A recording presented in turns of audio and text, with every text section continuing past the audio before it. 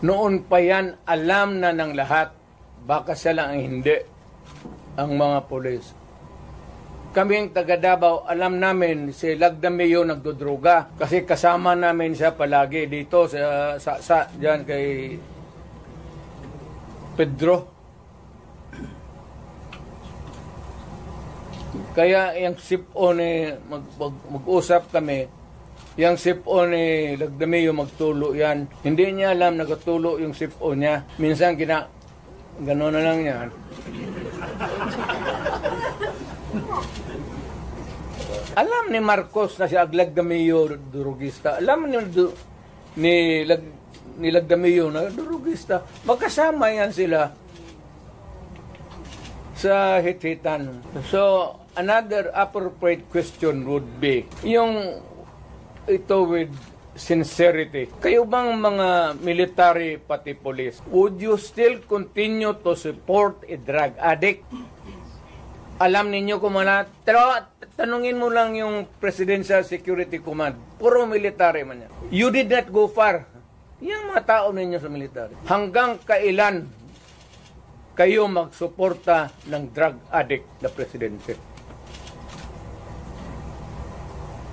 Sabihin mo sa amin, kasi nagpapatulong kami to get the answers.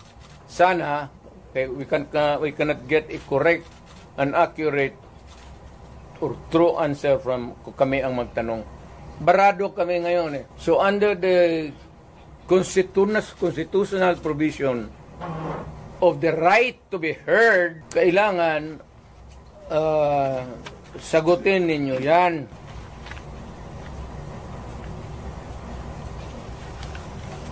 But would it help if one would... The right to be heard, the right to be informed.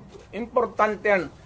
Constitutional provision yan, Mr. General sa military. And the right of the people to seek redress of grievance. Kayo lang ang makabigay niyan ngayon. The right of information, you protect that right and allow us to use it. And we are seeking for redress of grievance of the abuses of government. Huwag na lang yung dalawang babae na inaano nila. Karaming sabi, ganon, tantrum. Hysterical yun, hindi yun ano.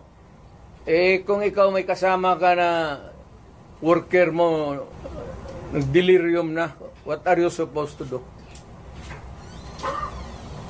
Ako sa isang tanong na nga.